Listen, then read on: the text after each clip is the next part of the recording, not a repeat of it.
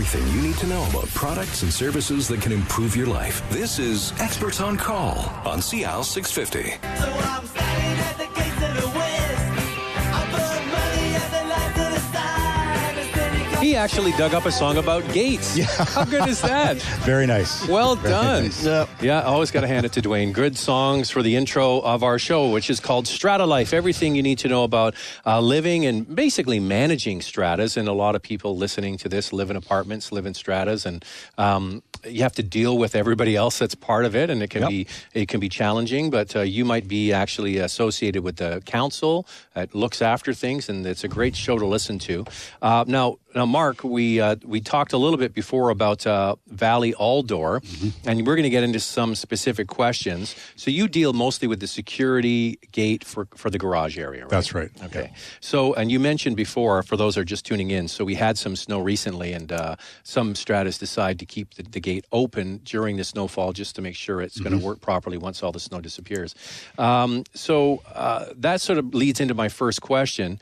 How often, and is it necessary to have a security gate serviced regularly? Like, how often should that be on the to-do list? Yeah, we feel it's key, and any stratas that do not often repairs, if they're not maintained on a regular basis, the repairs build, and they have more issues than preventive maintenance. You know, on a regular service contract, we do, an extensive service checks.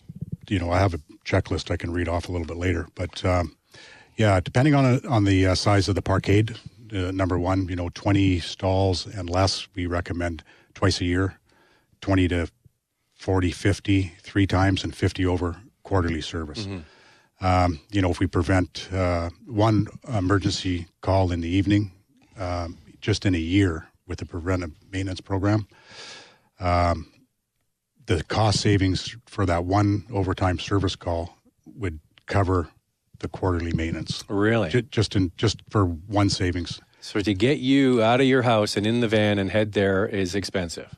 Yes. So you're better to pay and have it done regularly. Yeah. Okay. Do it regularly, sure. And it's key to any maintenance, whether it's vehicles, doesn't matter, anything. And that's a theme we hear regularly, right, Drew? Is like longevity. It's the roof or it's the painting or it's anything. Yeah. Look after it. Yep, exactly right. And those gates, they open and close like thousands of times. I was going to say, if the gate isn't working, the building shuts down. People aren't going grocery shopping. They're not going to work. Yeah. So and that's really an emergency, right? And we get the calls. I'm late for work. The gate won't open. Yeah. And then Drew calls us, and then we go.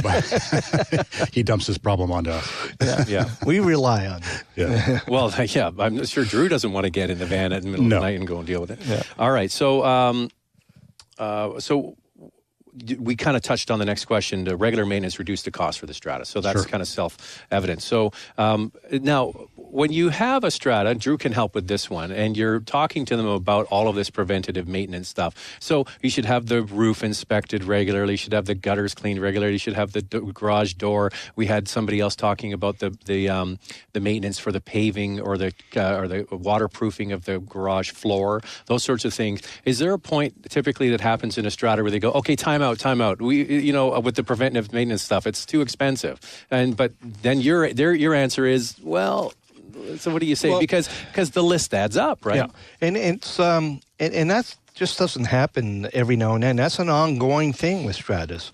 I would say that if you were to put the money and time into every component of your building, you would be scared to death at what it would cost you. Mm-hmm. So you got to approach this with understanding and reasonableness, and you've got a budget you got to work within. Ultimately, the owners will decide what they're going to spend the money on, and during that process and talking to councils about what needs to be done, I often will say in budget preparation is, Your job is to let them know what you believe they should be doing for this upcoming year and put it in the budget. Let them decide not to do it. Right. For you to say, oh, we're not going to put it in because we think it's too much, they won't like it. Well, maybe you should put it in and let them decide whether they like it or not. So I'm guessing something like, okay, we just put a new roof on last year. maybe that could you could sort of put that off for 1 year and make sure your garage door isn't going to open. Well, yeah. So that's common sense. Yes, right? as you deal with some of these larger issues, you start to focus on some of the others.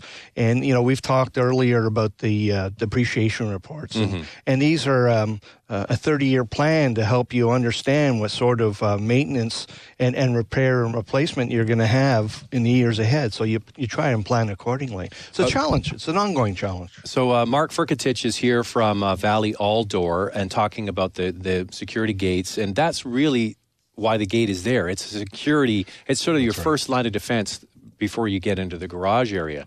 And we've heard of these stories where there's spikes in break-ins, and you see the trend, like you'll see a big wave of break-ins and then it kind of goes away. But that really is the thing, is like if you don't have the gate working properly, anybody can come in the middle of the night, there's nobody down there, and they can get into your car. So that's got to be an easier pitch from you, right? For sure, yeah. And simply, we get calls every day for either vandalism. Sometimes Strata's not sure how they get in. They assume the easiest way is through the parkade gate. It's not always the case, but anything that's stuck open, any issues with them, maintenance almost always takes care of problems. Is there a difference between like a regular parkade gate and a security gate? Like, are there different levels of gates that you can get? No, realistically, the most common is the 2-3 section aluminum open grill designed mostly because of longevity.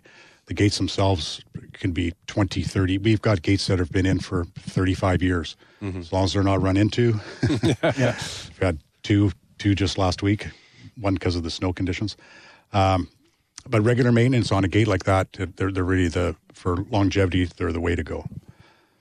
All right. Yeah, now, there's been a bit of an evolution that I've seen over the years from your basic framed gate, and because of crooks, they go, oh my God, there's a gate, and we can reach around here and open the man door beside us. So over the years, we've seen things added to those gates, which I think would affect the motors, because the gate becomes heavier. And yeah, they got to be very careful when they do that. In most cases, for vandalism with aluminum gates, if the pickets have been cut, vandalized, we add aluminum mesh, expanded aluminum mesh with some flat bar on each section.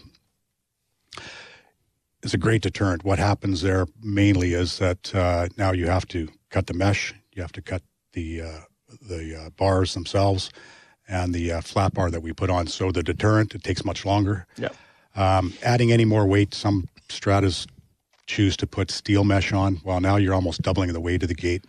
Problem there is the balance springs aren't capable of lifting that added weight, so they have to be retorqued, and then the door doesn't run as well. So lighter weight product, great deterrent.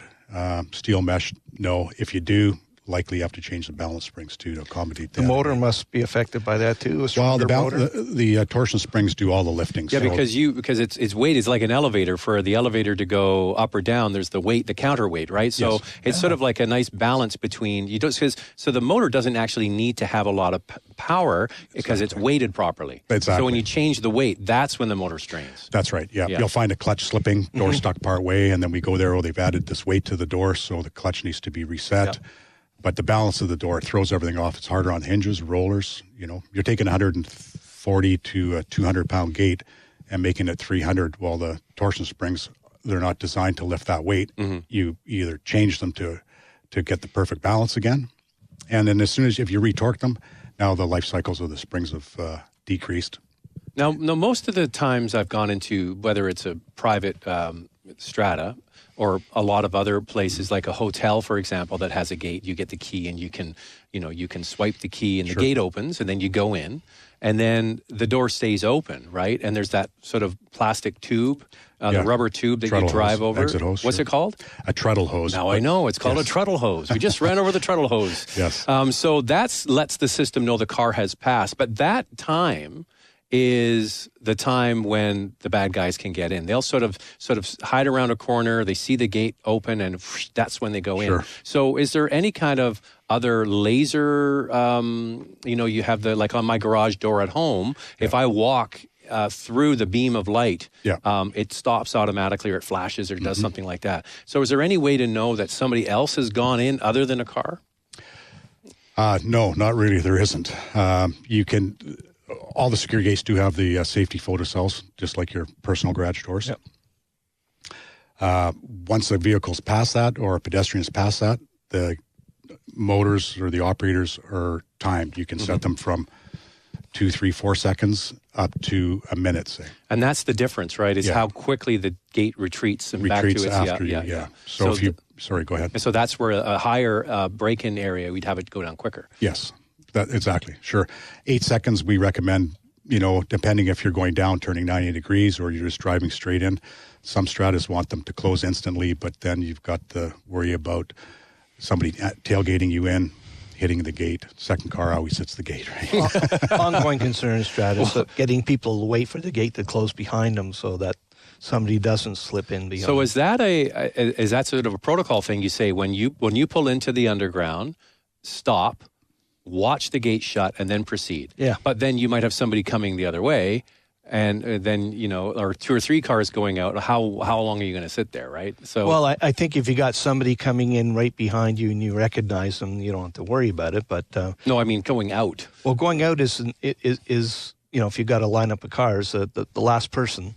If you don't see anybody behind you, you should kind of wait. So the last one in or last one out should wait for the door to shut. Yeah, it's like you say, it's a protocol, and some people are really really hard about it. Others are a little more casual about it, but it's security. Security starts with the individual owners, and it's the same with the front door because I have been to buildings where they say, "Excuse me, who are you seeing?" or "I don't recognize you." You have to wait out until someone buzzes you in. Other times they'll hold the door for you. Right? Yeah, like it's hard to know. But then it depends whether it's a 20-unit building or a 300-unit building. I mean, it can be very personal or totally anonymous, right? Yeah. So that's the way it works. I play that game when I visit buildings sometimes. That the person going in front of me doesn't know me. They don't know I might be. They recognize your voice from the radio. yeah. But that sounds a little different too. but I'll look for them to not let me in. Mm-hmm. And if I come in behind them after they haven't let me in, I make the comment saying, "Good on you. You did right, but not let me in because you didn't know me." All right, we're going to get into we have a few more questions for Mark Furkatich from Valley Aldor. Speaking of holding doors for people, when you open the door for somebody and you're waiting for them to come into the door, and then they walk through and they don't say thank you. You know what I say? I say in a loud voice, "You're welcome." Yes. And then a lot of times they go, "Oh, sorry." It's one of my pet peeves. Politeness, courtesy goes a long way, right? It does. We'll continue the show all about StrataLife next on CL 650. You're welcome. This is Experts on Call on CL 650.